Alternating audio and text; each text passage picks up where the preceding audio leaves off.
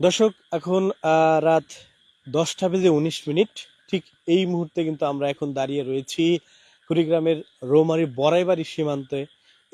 এটি কিন্তু 1067 প্লেয়ার এখানে কিন্তু গত রাতে ঠিক এই সময় ভারতীয় সীমান্ত রক্ষী বাহিনী অর্থাৎ বড়াইবাড়ি এবং বাওয়ারবান্ধা এই এলাকার ঠিক পিছনে যদি আমি আপনাদেরকে দেখাই, ঠিক এই জায়গাটিতে কিন্তু ভারতের আসাম রাজ্যের কাকরিপাড়া বিজিবি ক্যাম্প রয়েছে। ঠিক এই বিজিবি ক্যাম্প থেকেই কিন্তু 5টি ড্রোন উড়ানো হয়েছে এবং বাংলাদেশের অভ্যন্তরে এখানে আমি যদি বলি যে এই অভ্যন্তরের ভিতরে অর্থাৎ বারবান্দা এবং বকবান্দা এবং বড়াইবাড়ি এই বারবান্দা এবং বড়াইবাড়ি সীমান্তের অভ্যন্তরে ঢুকে কিন্তু তারা ড্রোন উড়িয়েছিল। এখানে একেবারে সতর্ক অবস্থানে বাংলাদেশি বিজিবি কিন্তু নানা কৌশলে রয়েছে এবং তারা এটিকে নজরদারিতে রেখেছে। আমরা আপনাদের যদি একটু দেখানোর চেষ্টা করি যে এই যে বিজিবি ক্যাম্প রয়েছে, এই যে সীমান্ত রয়েছে, এই সীমান্তে কিন্তু বাংলাদেশ এবং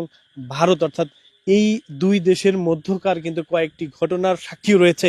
আপনাদেরকে যদি আমি বলে রাখি যে গত 27শে মে মঙ্গলবার কিন্তু আসলে এই 1067 প্লেয়ার দিয়েই কিন্তু আসলে 14 জনকে কিন্তু এখানে পুশিং করেছে এবং এই পুশিংকে কেন্দ্র করেই কিন্তু আসলে এই সীমান্তে উত্তেজনা একেবারে থেমে নেই। এখানেই কিন্তু আসলে প্রতিদিনই কোনো না কোনো ঘটনা ঘটছে এই সীমান্ত দিয়ে।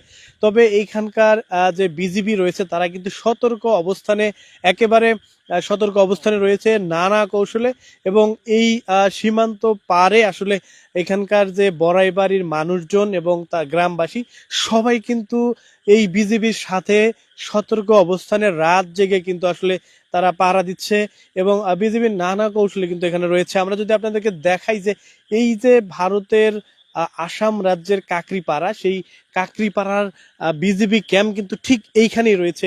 আমি যদি আপনাকে ক্যাম্পটি দেখানোর চেষ্টা করি যে এই যে এইখানে কিন্তু আসলে ভারতের যে আসামের কাকরিপাড়া ক্যাম্প সেটি কিন্তু এইখানে রয়েছে এবং এই জায়গাতেই কিন্তু গত 27শে মে 14 জনকে পুশিং করে। তারপর কিন্তু আসলে এখানে ওই দিনও কিন্তু ড্রোন উড়িয়ে বাংলাদেশের অভ্যন্তরে ঢুকে কিন্তু আমি নিজের সশরীরে সেখানে উপস্থিত ছিলাম এবং দেখেছি।